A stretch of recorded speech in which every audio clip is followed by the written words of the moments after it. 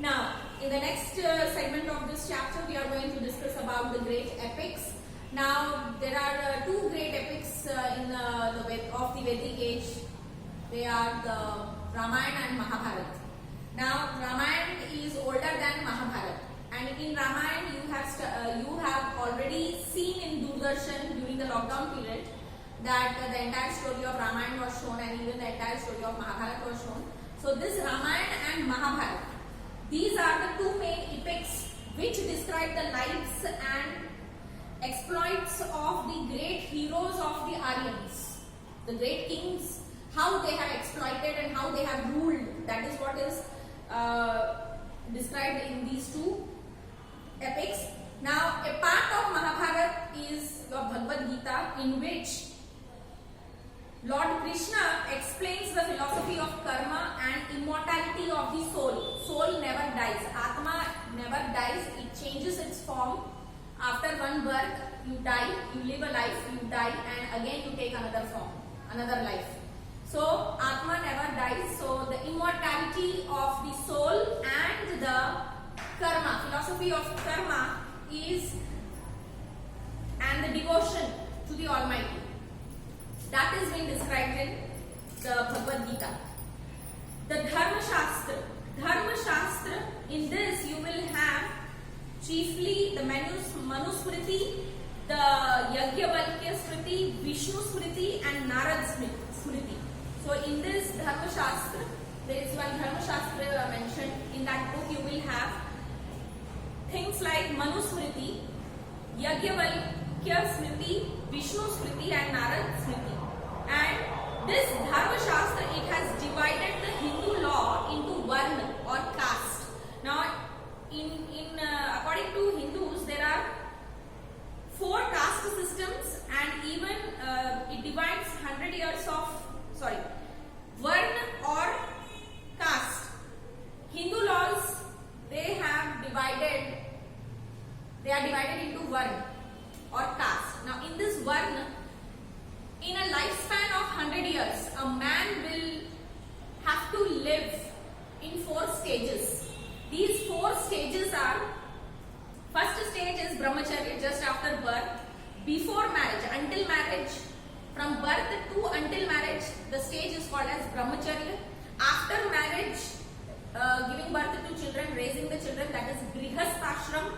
Then after children grow up, when you start growing old, you go to forest for penance, for worshipping God.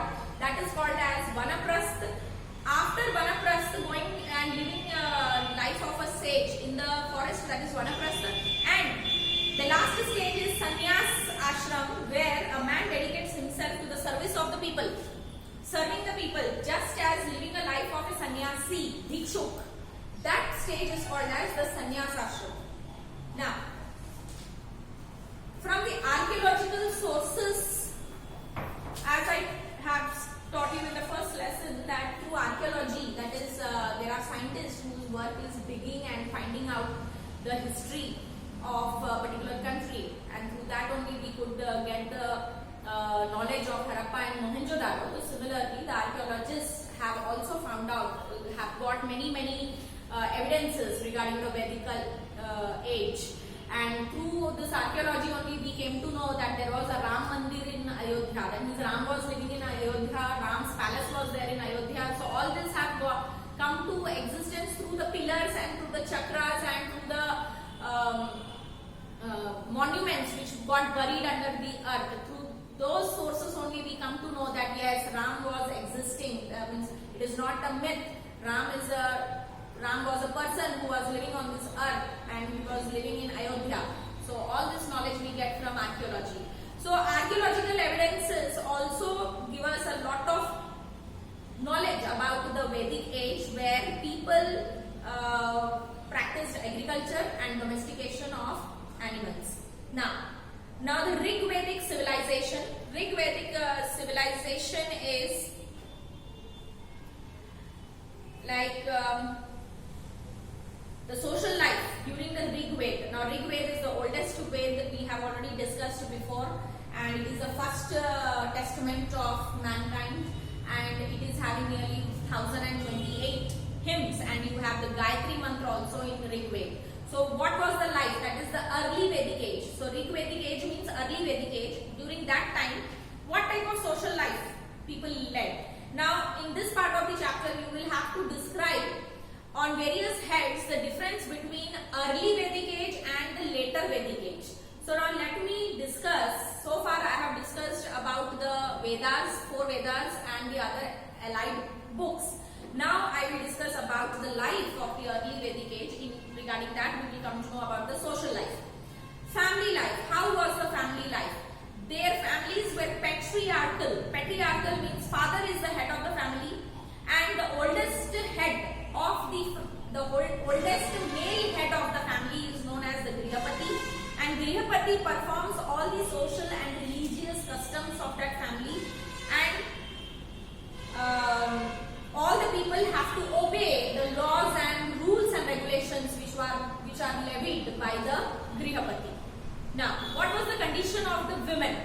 Women in early Vedic age, women were considered as goddess. They were worshipped as goddess. They were given high esteem in the society. They had a very big role to play in the society. They received education like other members of the family, and there were renowned scholars, that means women scholars during the time of Vedic period, early Vedic period, such as Vishwara, Ghosha, Upala, Mudgalini.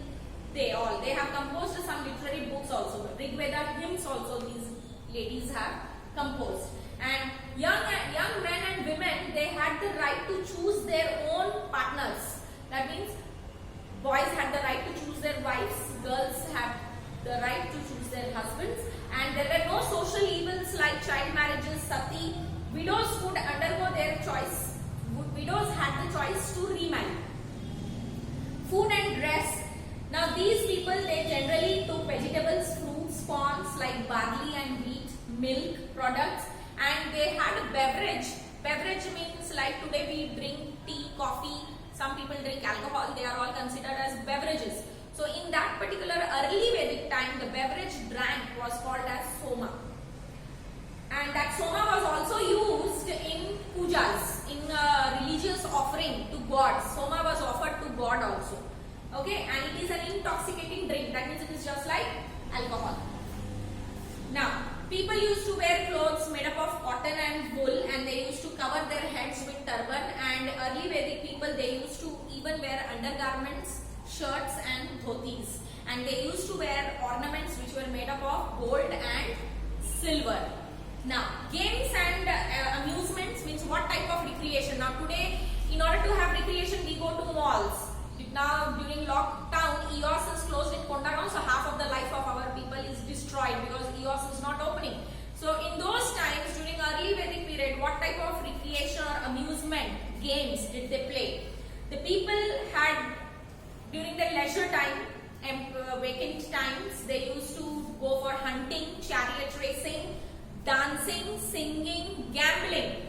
Gambling with dice, that is Kaudi khelna. Gambling with dice was very, very predominant. That you can see in Mahabharata. The entire story of Mahabharata is related with Shakuni's gambling. How he cheated the Pandavas and they were sent to exile for 14 years, and then the great war was fought, which was called as the Mahabharata.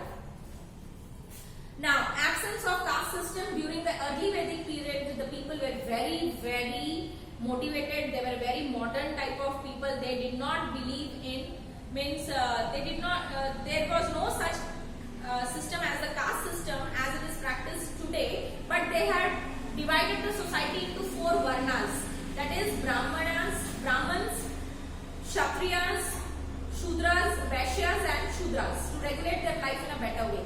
So they just divided the society into 4 varnas on the basis of their work, not to show anybody higher or to show anybody lower. So the varnas were, the society was divided into 4 varnas so that the people could be classified according to their profession. Like Brahmanas, their work is only teaching and preaching. Kshatriyas, their work is only to fight wars. Then Vaishyas, all sorts of work like blacksmith, goldsmith, all agriculturists, they all come under Vaishyas. Then you had the Shudras. Shudras had their own work, like the cobblers' work. The lower class work was done by the Shudras, but they were not shown higher or lower in the society during the early Vedic period. That has to be borne in mind. Then the economic life or the material life, what type of richness or poverty they were facing.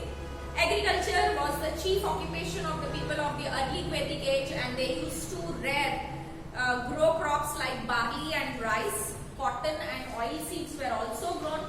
They had wells and canals for irrigation purpose, and they used to even do domestication of animals. What type of animals were domesticated? They used to domesticate animals like horse, cow, bull, sheep and goat. And cows were considered they were regarded as to be the biggest possession. A person who had many cows, he was richest. And cows were worshipped in that age. Trade, they had barter system. Now in early Vedic age, they had a trade which was the barter system. Now barter system means, like for example, exchange of good. Trade was done on the basis of exchange of good. That time money was not the source of trade, but exchange. Like I am having rice, I want oil from you. So I will give you this much amount of rice in exchange of oil from you. So it is like that. Now I will give you rice, you will give me clothes. So that is called as barter system, which is done on the basis of exchange of goods.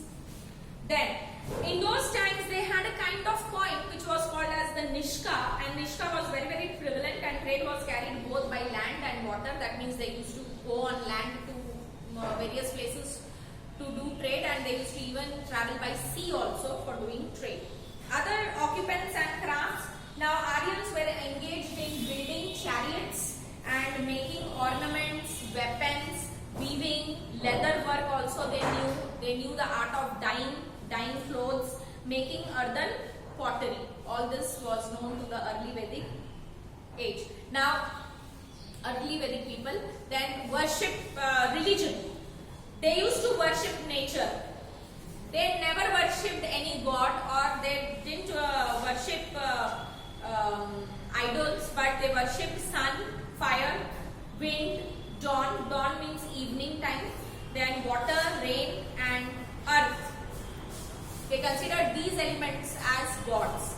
And they also prayed Indra, Varun and Agni as the chief gods. Now Indra was the war god, and he was also called as the god of rains. Varun is the god of water, and so they used to worship seas and all the natural resources. So Varun is considered as the god of water. And then Agni is the god of fire. Agni is the god of fire. Now, how did they worship? How did they practice religion? They practiced religion by singing of hymns, mantras. Now, we have seen that Gayatri Mantra is incorporated, has been taken from Rig Veda. So, in Rig Veda, Samaveda, Yajurveda and Atharvaveda, in all these four Vedas, we are having lots of mantras. So, singing of hymns and mantras, they used to do, and they recited mantras and hymns in open air. They used to stand under the sky and they used to sing mantras. They used to perform yajnas, and they used to also perform sacrificing animals. And they used to offer to gods ghee, milk, rice, offerings which were made of ghee, milk and rice, and soma. Soma was also an offering which was made to God. Now what is soma? Soma is a beverage which is having an intoxicating effect. That means it's a type of alcohol which is offered to gods. So till here I hope you have understood this. And thereafter the last part which is remaining is the political organization and administration of the Rig Vedic Aryans. Now in this, what was the status of the king? The early Aryans lived in tribes, and they were called as the Janas, and these Janas, though they had a king, but the king was not an autocrat. That means the king did not have the sole power of ruling. He had to discharge his duties. He had to defend his people. He has to give justice to the people, but he did not have the sole authority. Means he was not whole and soul of the society. All the supreme powers were not in his hands. Why? Because the king had his ministers also, and he had a commander in chief, and he with him who used to perform other duties. And there was a local self-government during the early Vedic age, and the local self-government was called as an important institution, and the head of that institution is called as the Gramini. Now this Gramini was the chief functionary in the village. Now this Gramini he is the head of that village, and this Gramini will have council of ministers who are called as the Gram Sabha, who make the Gram Sabha, the village council. Now this Sabha, there are two councils. One is the Sabha and one is the Samiti. Now Sabha is the Samiti was the representative. Samiti was made by the representatives of the people, and Sabha is the head. Now, the members of the Sabha were called as the Sabhasads, and the president was called as the Sabhapati. And the members of the Sabha, head of the Sabha is Sabhapati, and the members of the Sabha are Sabhasads. Now, even the king had to seek the cooperation of the Sabha and Samiti. Without the Sabha and Samiti, the king cannot exercise his control over the people. That is why the king is not having autocracy here.